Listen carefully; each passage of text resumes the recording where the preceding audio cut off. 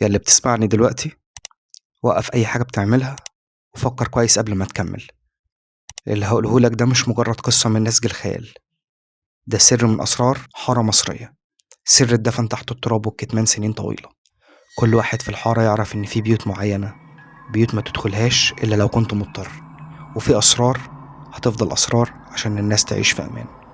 بس النهاردة هقولك حكاية البيت اللي في آخر الحارة، البيت اللي كان ساكن فيه واحد اسمه توفيق. توفيق كان شكله عادي، طويل شوية، رفيع، عينه صغيرة، كان لابس دايما جلابية بيضة وعمة صغيرة، وعنده دقن خفيفة بيضة. الناس كانت بتقول عليه شيخ، بس هو ما كانش شيخ بالمعنى الصحيح، كان حاجة تانية خالص. استعد يا صاحبي، عشان اللي هتسمعه النهاردة هيخليك تشك في كل حاجة حواليك. كان بيت واحد اسمه توفيق في آخر الحارة، بيت قديم من دورين، بابه خشب تقيل محفور عليه رسومات غريبة. الدور الأول كان أوضة استقبال كبيرة، وأوضة صغيرة كان بيسميها أوضة الخلوة. الدور التاني محدش كان يعرف ايه اللي جواه غيره هو. توفيق وصل الحارة من حوالي سنتين، وقال للناس انه عالم بأمور الغيب، وانه يقدر يساعد الناس في حل مشاكلهم. في البداية الناس كلها كانت حذرة منه، بس شوية شوية لما الستات الحارة بدأت تحكي ان فلانة راحت له وحل مشكلتها، وان علانة راحت له ولقيت اللي كانت بتدور عليه، بدأ يبني سمعة كويسة في الحارة. أم سعاد كانت أول واحدة راحت له، رايحة تشتكي إن جوزها مسافر من سنة وما جاش، ومش عارفة عنه حاجة ولا عارفة توصل له. قعدها في أوضة الاستقبال، والأوضة كانت غريبة شوية، لونها غامق ومليانة رفوف عليها كتب قديمة وحاجات ناشفة وعظام طيور، وريحة البخور كانت خانقة الأوضة كلها، نوع بخور محدش شافه قبل كده، بس ريحته كانت حلوة. أم سعاد سألته: هتعمل لي إيه يا حاج؟ قال لها: هنكلم واحد منهم يساعدنا. رد عليها وهو ماسك كيس صغير في إيده: هما اللي هيقولوا لنا جوزك فين وهيرجع إمتى. أم سعاد خافت من الجو ومن طريقة كلامه، بس برضه حست إن الأمل رجع لها تاني. توفيق ولع شمعة حمرا ورش عليها حاجات غريبة سودا، بدأ يتمتم بكلام مش مفهوم. أم سعاد فضلت تبص حواليها، الأوضة بقت أضيق وأغمق، وكان فيها إحساس يخنق، والصوت اللي كان بيطلع منه كان مرعب. فجأة الشمعة طلعت نار أقوى، والريحة بقت أتقل، والأوضة بقت باردة، بس برد مش طبيعي. قال لها توفيق: هو هنا. كانت عينه بتبرق، وبيقولك إن جوزك عنده مشكلة كبيرة، بس أنا أقدر أساعده. قالت له: تساعده إزاي؟ قال لها: العمل محتاج منك شعرة من شعرك وقطعة من هدوم جوزك، وطلب منها شوية طلبات. قالت له: وإيه كمان؟ سكت شوية، بص في عينيها بطريقة خلت قلبها يتقبض. قال لها: محتاج تقولي بنفسك إنك راضية تدفعي أي تمن عشان جوزك يرجع. أم سعاد كان نفسها تشوف جوزها أكتر من أي حاجة تانية في الدنيا، فوافقت من غير ما تفكر. عدى أسبوع وجوز أم سعاد رجع البيت بفلوس كتير وحكايات عن شغل وسفر لدول الخليج. أم سعاد كانت مبسوطة جدا، وحكت لكل جاراتها إن توفيق هو اللي ساعدها وعمل معجزة إن جوزها يرجع. لكن للأسف السعادة دي ما دامتش. بعد رجوع جوزها بشهرين، بنت أم سعاد الوحيدة، سعاد بنت صغيرة، اختفت، راحت تلعب في الشارع زي كل يوم وما رجعتش. الناس دورت عليها في كل حتة، الشرطة اتحركت، بس محدش لقاها. أم سعاد كانت بتعيط ليل ونهار، وكانت حاسة إن هي السبب. راحت لتوفيق تاني، قالت له: يا حاج، بنتي راحت فين؟ أنا ما أقدرش أعيش من غيرها، ساعدني. توفيق بصلها وضحك ضحكة خفيفة: يا أم سعاد، انت قلتي إنك راضية تدفعي أي تمن، والتمن اتدفع. أنا ما عملتش حاجة، وانت اللي بعتي روحك، وانت اللي طلبتي من الجن يحقق أمنيتك. كل حاجة ليها تمن يا حاجة. أم سعاد خرجت من بيته وهي بتعيط وبتصرخ، بس محدش صدقها. لما حكت للناس قالوا عليها إنها اتجننت من فرط الحزن، لكن الحكاية دي وصلت لأهل الحارة كلهم. رغم حكاية أم سعاد، ولكن ستات الحارة كانت لسه بتروح للراجل ده. كل واحدة فيهم كانت بتفكر إن هي مختلفة، وإن اللي حصل مع أم سعاد كان مجرد صدفة، أو إنها مش هتدفع نفس الثمن اللي أم سعاد دفعته. واحدة اسمها فاطمة راحت له بتطلب منه يخلي بنتها تنجح في الثانوية العامة وتدخل كلية الطب.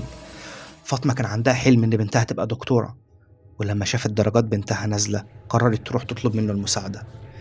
توفيق عمل معاها نفس الطقوس، نفس البخور، الشموع، الكلام المبهم، والجن اللي بيتكلم معاه. قال لها الجن بيقول إن بنتك محتاجة طاقة أكبر عشان تقدر تذاكر وتنجح. قال لها كده وهو بيطلع أزايز صغيرة فيها سوائل، هتخلي بنتك تشرب من السائل ده كل يوم معلقة. قالت له ده إيه ده يا حاج؟ قال لها ده شراب مبروك، بس لازم تديه لبنتك بإيدك انتي، ولازم تقولي وانتي بتديهولها أنا راضية أدفع أي تمن عشان بنتي تنجح. فاطمة خدت الإزازة وراحت البيت. بنتها شربت من المشروب ده كل يوم لمدة أسبوعين، وفعلا بدأت تذاكر بطاقة غريبة من أول الصبح لآخر الليل. والنتيجة طلعت، والبنت نجحت ودخلت كلية الطب زي أمها كانت ما عايزة. بس بعد دخولها الكلية بشهر البنت جالها مرض غريب شديد. بدأت تخس، شعرها يقع، وجسمها يبقى ضعيف لدرجة مش قادرة تمشي. الدكاترة محدش عارف ايه اللي عندها، كل التحاليل كانت سليمة. فاطمة قررت تروح لتوفيق تاني. ايه اللي انت عملته فيها؟ ساعدني. قال لها المشروب كان فيه جزء من روحك، عشان بنتك تنجح جزء من حياتك اتنقل ليها، بس الروح مش بتتقسم، فهي بتضعف شوية شوية. بس انت قلت ان المشروب ده مبروك. فعلا مبروك بدم القرابين اللي بتتقدم للجن، انت اللي وافقتي تدفعي اي تمن. فاطمة اتجننت من الخوف والحزن، فضلت تصرخ في وش توفيق بس هو طردها من البيت. بنتها ماتت بعد شهرين، وفاطمة اتجننت بجد. لحد دلوقتي لو مشيت في الحارة تلاقيها قاعدة على الرصيف بتكلم نفسها وبتقول أنا اللي قتلتها، أنا اللي قتلت بنتي. الناس في الحارة بدأت تتكلم، كل واحد عنده حكاية أو مشكلة يروح للحاج توفيق، بعدها تحصل له مصيبة. أم زينب راحت له تطلب منه إن جوزها يرجع لها تاني بعد ما طلقها، فجوزها فعلا رجع لها، بس بدأ يضرب فيها ضرب وحشي كل يوم لدرجة إنها دخلت المستشفى أكتر من مرة. لما سألته ليه بيضربها قال لها إنه مش بيقدر يتحكم في نفسه، إن حاجة جواه بتدفعه يأذيها. أم نادية برضه راحت له تطلب منه فلوس عشان عليها ديون قد كده. روحت البيت لقيت فلوس كتير جدا، بس بعدها بأسبوع بيتها اتحرق، والنار قضت على كل حاجة، حتى الفلوس اللي كانت موجودة في البيت اتحرقت. أم صابر واحدة من الجيران قررت تروح للراجل ده بالليل وتكتشف ايه اللي بيعمله وايه اللي هيحصل.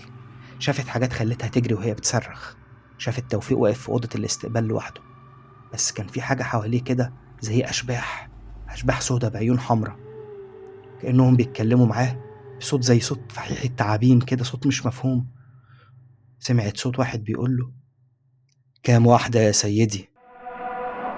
ناقص 2 وهنخلص، بعدها هبقى أقوى وأقدر أفتح أي باب. أم صابر ما فهمتش إيه معنى الكلام ده، بس حست إن في حاجة كبيرة. الناس في الحارة قررت تتجمع وتنهي اللي بيحصل ده. كل الرجالة والستات قعدوا مع بعض وقرروا إنهم لازم يروحوا بيت توفيق ويخلوه يسيب الحارة. الراجل ده جاب لهم كل المصايب. يوم الجمعة بعد الصلاة مجموعة من الرجالة راحت لبيت توفيق، كان معاهم إمام الجامع، وكل واحد كان معاه مصحف في إيده. خبطوا على بابه، فتح لهم وهو بيبتسم ابتسامة عريضة كأنه كان مستنيهم. قال لهم أهلا أهلا، اتفضلوا، إيه اللي جابكم؟ إحنا جايين نقولك إن الحارة مش راضية عنك، عايزينك تسيب الحارة دي وتمشي. توفيق ضحك ضحكة طويلة خلى الرجالة كلها تستغرب هو بيضحك على إيه. أسيب الحارة؟ ليه؟ أنا ما عملتش حاجة وحشة، كل اللي عملته إن حققت للناس أحلامها. لا، أنت عملت سحر، أنت بتتعامل مع جن. أيوة، وإيه المشكلة؟ السحر والجن موجودين من أول الزمان، بس أنا بستخدمهم أساعد الناس. الإمام اتقدم خطوة لقدام. اللي أنت بتعمله ده حرام، وربنا مش راضي عنك، والجن اللي بتتعامل معاه مش مؤمن. توفيق بصله بطريقة خلت الإمام يحس إن الأرض بتتهز تحت رجليه. قال له يا شيخ، أنت عارف إيه عن العوالم التانية؟ أنت عارف إيه عن القوة اللي موجودة قبل خلق آدم؟ اللي أعرفه إن اللي أنت بتعمله ده من الشيطان. توفيق ضحك تاني ضحكة أعلى المرة دي. أنا ما باخدش حاجة من ناس هما اللي بيدفعوا التمن بإرادتهم. كل واحدة جات لي قالت إنها راضية تدفع أي تمن، أنا بس بوصل الرسالة للجن وهما بيحددوا التمن. بس أنت مش بتقول لهم إيه التمن، مش شغلي أقول لهم. الشهوة والطمع اللي في قلوبهم هي اللي بتعميهم عن الحقيقة، أنا مجرد وسيط. الكلام ده خلى الإمام يتعصب. وسيط، انت نصاب وبتستغل الناس. توفيق وقف مكانه، وفجأة بقى أطول وأضخم من الطبيعي. الأوضة بقت باردة والريحة بقت كريهة. انتوا جايين تهددوني؟ انتوا مش عارفين أنا مين؟ رفع إيده، وفجأة المنطقة اللي حواليه كلها بدأت تولع نار. قال لهم اخرجوا من بيتي قبل ما أعمل فيكم زي ما عملت مع الستات. الرجالة فعلا جريت من البيت وهي خايفة ومرعوبة.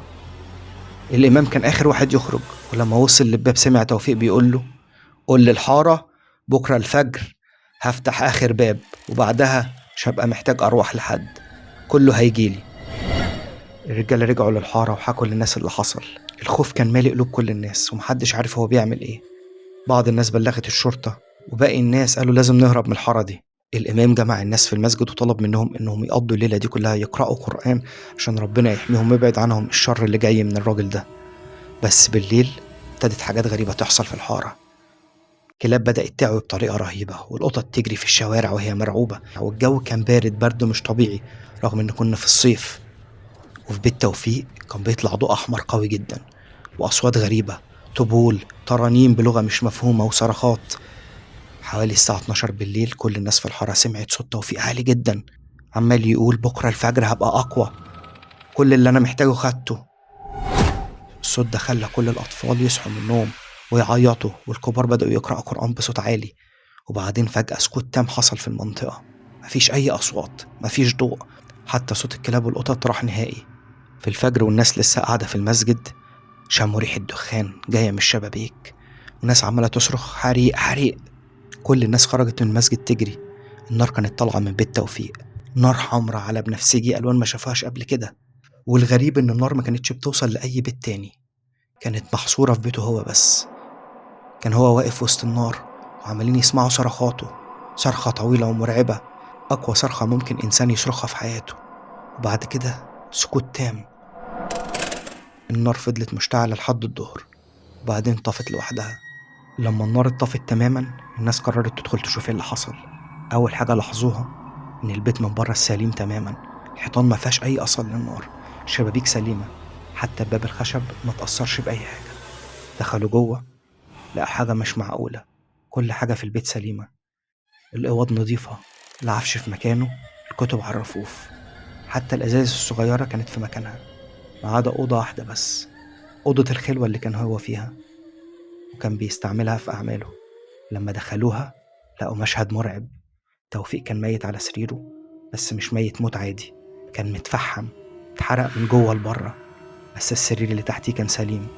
جسمه كان اسود زي الفحم، ملامحه اتمسحت تماما، وحواليه على الارض كل الكتب اللي بيستخدمها في السحر كانت محروقة، والاوراق بتاعتها كانت كلها زي الرماد. بس الحاجة اللي كانت تخوف اكتر انه لقوا كلام مكتوب على الحيطة بلون احمر او بدم، مكتوب: التمن الدفع. من اليوم ده الحارة رجعت هادية تاني. الستات اللي كانت راحت لتوفيق اللي لسه عايشة منهم بقت تحكي للناس قصتها وتحذرهم. أم سعاد لسه بتدور على بنتها، بس عرفت إن اللي حصل كان ليها عقاب على الطمع والاستعجال. البيت فضل فاضي سنين ومحدش قرب منه، لحد ما هدوه وبنوا مكانه مسجد صغير. بس لسه في ليالي معينة لو مشيت قدام المسجد ده هتسمع أصوات غريبة وتشم ريحة نفس البخور اللي كان بيولعه توفيق. والناس الكبيرة في الحارة بتحكي إن أرواح الستات اللي راحوا لتوفيق لسه بتزور المكان، بتدور على السلام اللي ما لقاهوش في حياتهم. وكده تكون خلصت حكاية توفيق الدجال اللي خدع نص الحارة وأخد أرواح ناس أبرياء. الحكاية دي تعلمنا إن مفيش حاجة في الدنيا ببلاش، وإن اللي بيدور على الحلول السهلة غالبا بيدفع أكتر مما يتخيل. لو الحكاية دي عجبتك ما تنساش تشترك في القناة وتفعل الجرس عشان يوصلك كل قصص الرعب والغموض. وما تنساش تكتب في التعليقات لو عندك قصة رعب حصلت معاك في الحقيقة، أو تعرف حد حصل معاه حاجة غير طبيعية، يمكن تكون موضوع القصة الجاية. القصة دي مش قصة من تأليفي، دي مستوحاة من أحداث حقيقية. في كل مكان حوالينا ممكن يكون في واحد زي توفيق بيدور على الناس الطيبة اللي بتصدقه، فخلي بالكم. سلام.